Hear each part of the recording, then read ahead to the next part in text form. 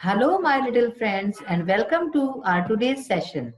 मी मानसी तुमच्या सगळ्यांचं आजच्या या सेशन मध्ये स्वागत करते. आज आपण तुमच्या इंग्लिशचा जो नेक्स्ट चॅप्टर होता मिस स्लिपरी ह्याची कहाणी वाचायची स्टार्टिंग करूया. लास्ट सेशन मध्ये आपण पंक्च्युएशन मार्क्स आणि याची वॉर्मिंग अप एक्सरसाइज केली होती. आज आपण याची स्टोरीचं वाचन सुरू करू. चला बघूया ही स्टोरी मिस स्लिपरी. तर स्टोरी सांगण्यापूर्वी वाचनच्या पूर्वी मी तुम्हाला ही स्टोरी शॉर्ट मध्ये समजावणं चाहते ताकि तुम्हाला समजती आणि तुम्ही रिलेट करू शका त्याची. पहा, ही स्टोरी एका अशा मुलीची आहे जिचं नाव तिच्या क्लासच्या बाकीच्या मुली जे आहे ते मिस स्लिपरी असं ठेवून देतात. म्हणजे ते त्याला टीज करतात, चिडवतात. का टीज करतात? कारण की ती जी आहे इकडे तिकडे नेहमी धडपडत राहते, कुठेही पडते, चालत्या जागेवरती सीध्या रस्त्यावरती पण पडून जाते आणि ती कोणतंही काम नीट प्रकारे करू पावत नाही. ती कुणाशी नीट प्रकारे बोलू पावत नाही. तिच्यामध्ये खूप कॉन्फिडन्स असतो पण ती आपला कॉन्फिडन्स दाखवू पावत नाही. तिच्या घरी तिचे आई बाबा भांडतात आणि असे काही कारण असतात ज्याच्या कारणाने तिचा कॉन्फिडन्स खूप लूज होऊन जातो. तिला आत्मविश्वासची कमी असते आणि त्या कारणाने तिला सगळ्यांशी बोलायला लाज वाटते. ती बोलत नाही कोणाशी, तिचं कोणी मित्रमैत्रीण सुद्धा नसतं. तर अशा प्रकारे ही जी मुलगी असते हिचं नाव मिस स्लिपरी हिच्या क्लासच्या मुली ठेवतात. आणि मग कशा प्रकारे ती या सगळ्यातनं उभरते, तिला एक तिची क्लास टीचर असते, एक टीचर असते, ती तिला ह्याच्यात हेल्प करते. तर चला वाचू स्टोरी मिस स्लिपरी. स्लिपरी म्हणजे स्लिप करणं, स्लिप म्हणजे काय, पडणं, स्लिपरी म्हणजे पडणारी. Given below are extracts from the story of a lonely girl who is teased by classmates in school. तर खालती जी स्टोरी दिली आहे ती एक्स्ट्रॅक्ट आहे, म्हणजे एक हिस्सा आहे एका स्टोरीचा ऑफ अ लोनली गर्ल, एक एकट्या मुलीचा जी की टीज्ड बाय क्लासमेट्स, जिला की तिच्या क्लासमेट्स, तिचे क्लासचे बाकी मुलं चिडवतात शाळेमध्ये. Because she is upset and unnerved due to certain problems at home, she is unable to do any task well. आणि बिकॉज म्हणजे कारण की ती फार अपसेट असते, ती तिचं डोकं जे आहे ते स्थिर नसतं आणि अननर्व्ड ड्यू टू सर्टेन प्रॉब्लेम्स, तिच्या घरी चुकी अशा काही प्रॉब्लेम्स असतात त्याच्या कारणाने ती जी आहे कोणतंही काम नीट प्रकारे करू शकत नाही. The story tells us what happens next.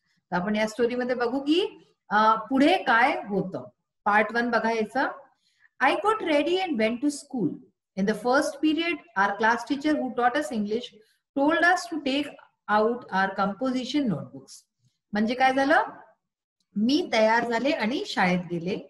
पहिल्या पिरियड मध्ये आमची जी क्लास टीचर होती ती आम्हाला जी की आम्हाला इंग्लिश पढवत होती, तिने आम्हाला सांगितलं आमची जी कंपोजिशन बुक होती, नोटबुक होती, ती काढायला सांगितली. I took out the mathematics notebook by mistake. मी चुकीने मी जी आहे ती मॅथमॅटिक्सची, मॅथ्सची, गणितची मी नोटबुक काढून घेतली. आता हे जे आई आहे ना, हे आई त्या मुली करत आहे बरं, जिची ही कहाणी आहे. तर ती आपल्या मध्ये सांगते की म्हणजे की मी हे आई म्हणजे ती मिस स्लिपरीची कहाणी आहे. तर म्हणते की मी चुकीने मॅथमॅटिक्सची बुक काढून दिली इंग्लिशच्या बुकच्या जागी. असं तुमच्याही बरोबर कधी कधी होत असेल की बाई कोणती बुक सांगितली आणि चुकीने दुसरीच बुक किंवा कॉपी काढून घेतली. I replaced it quickly, but the teacher perhaps had kept her gaze fixed on me. मी तिला तुरंत रिप्लेस करणं म्हणजे ती ठेवली आणि दुसरी आपली जी सही नोटबुक होती ती काढून घेतली. गेज म्हणजे काय असतं, स्टेअर. स्टेअर म्हणजे असं घूरणं, ठीक आहे ना, घुरून पाहणं. तर ती म्हणते की मी ठेवून दिली फटाफट, पण तरी पण आमची जी टीचर होती तिने आपल्या गेजनी म्हणजे की आपल्या डोळ्यांनी मला घूरलं आणि तिने ही गोष्ट बघून घेतली. टीचर्सचे डोळे फार तेज असतात, ते लोक हर गोष्ट बघून घेतात कोण काय करताय. शी शाउटेड, ती ओरडली, come here with your book Sayali. आता याच्याने आपल्याला कळलं ही जी कहाणी आहे ह्याच्यात तिची आय म्हणजे जी मुलगी आहे हिचं नाव आहे सयाली. काय नाव आहे? सयाली. तर ती म्हणाली इकडे ये Sayali. I obeyed her but her angry looks made my legs tremble and when I reached her chair the notebook fell on her feet. तर ही म्हणते की मी, तिने जसं म्हटलं होतं मला यायला, तर मी तिची गोष्ट ऐकली, पण तिचे जे अँग्री लुक्स होते, जी इतकी रागावलेली होती, ते पाहून माझे पाय जे आहे ते कापू लागले. ट्रॅम्बल म्हणजे कापू लागले. आणि जेव्हा मी तिच्या चेअर जवळ गेले, जिथे ती बसते तिथे मी गेले, तर माझी जी नोटबुक होती, माझी जी कॉपी होती, ती चुकीने तिच्या पायावरती पडून गेली, कारण की ही खूप भिवून गेली होती Sayali. Some girls laughed loudly. आता काही मुली जोराने हसू लागल्या. हे पहा, ही जी गोष्ट सांगितली जाते ही कुणाही बरोबर होऊ शकते ना.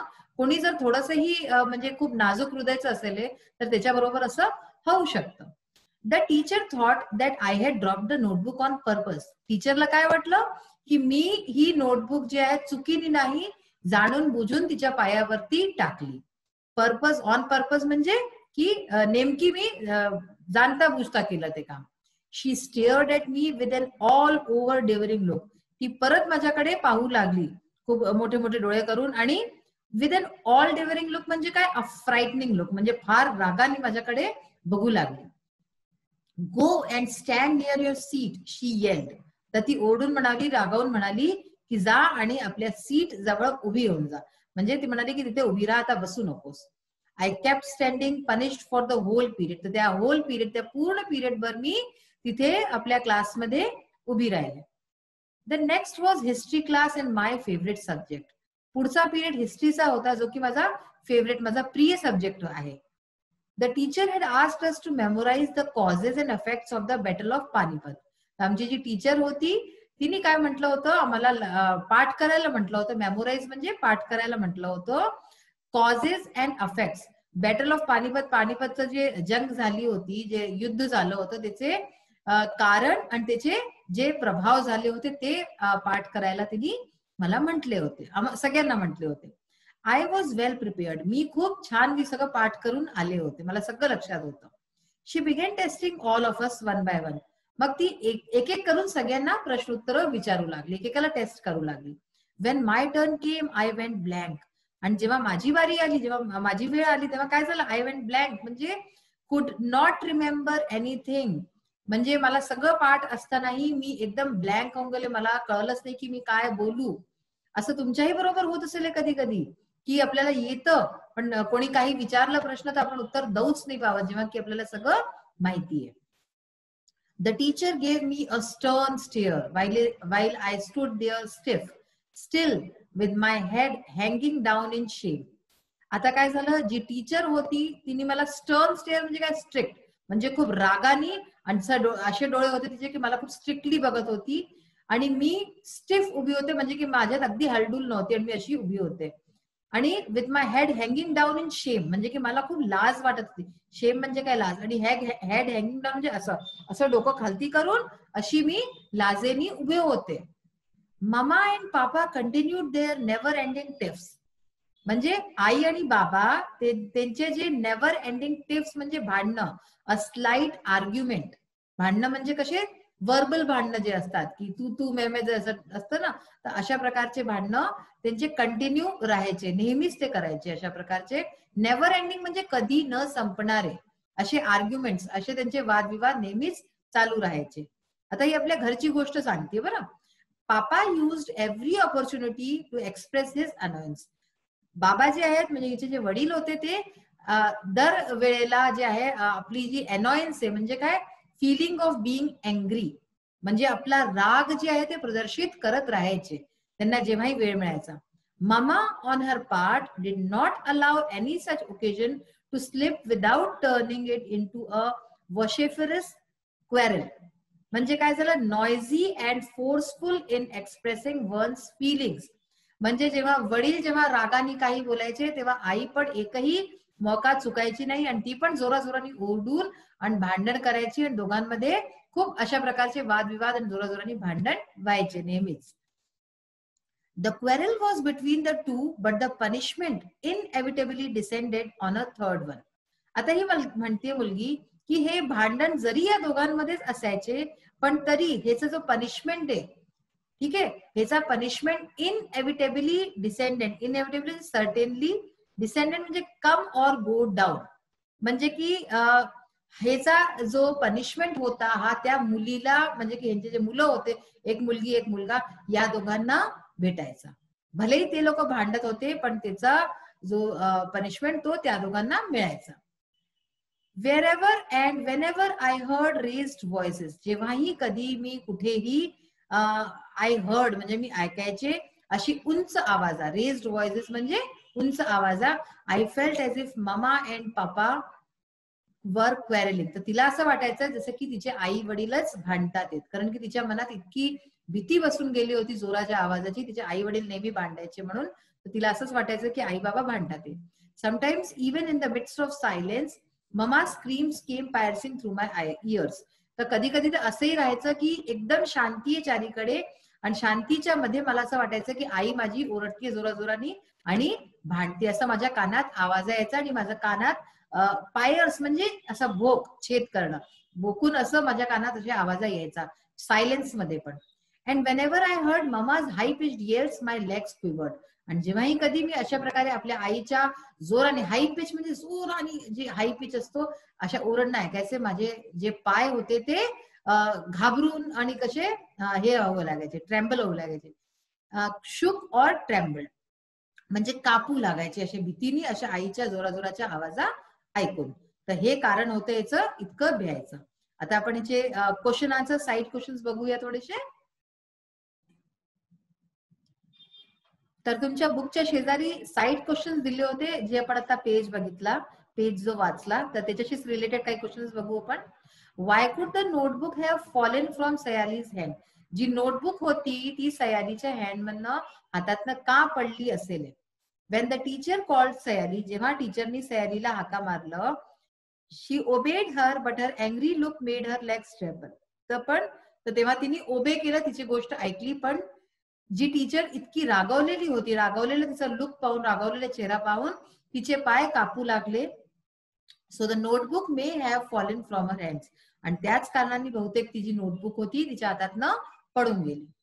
What happened when it was Sayali's turn to answer. काय झालं जेव्हा सयालीला आन्सर द्यायचं होतं. Sayali was well prepared with the answer. सयालीला नीट प्रकारे सगळे आन्सर येत होते.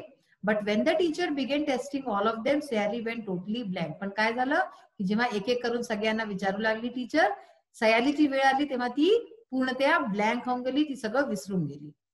What did Sayali long for from her mother. सयालीला आपल्या आईकडनं काय हवं होतं.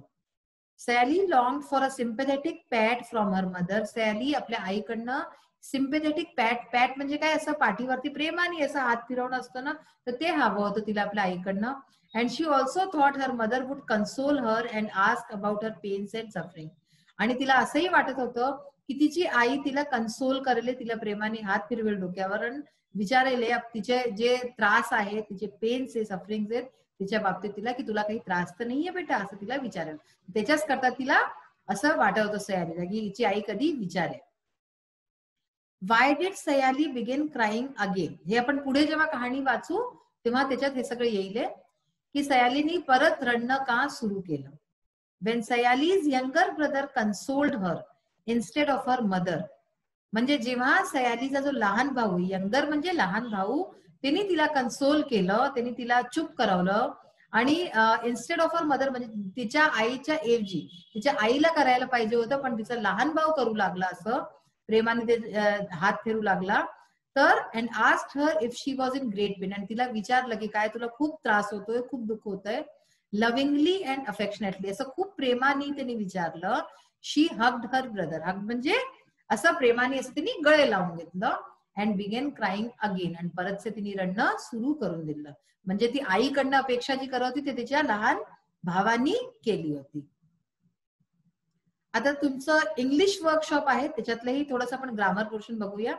पिक out some compound words from the lesson. Compound words काय असतात, दोन वेगवेगळे शब्दांना मिळवून जो एक शब्द बनतो त्याला कंपाऊंड वर्ड बनतात. दोन्ही शब्दांचे वेगवेगळे अर्थ असतात, पण दोघांना जेव्हा आपण मिळवतो तर एक तिसराच अर्थ त्याचा निघतो, त्याला आपण म्हणतो कंपाऊंड वर्ड.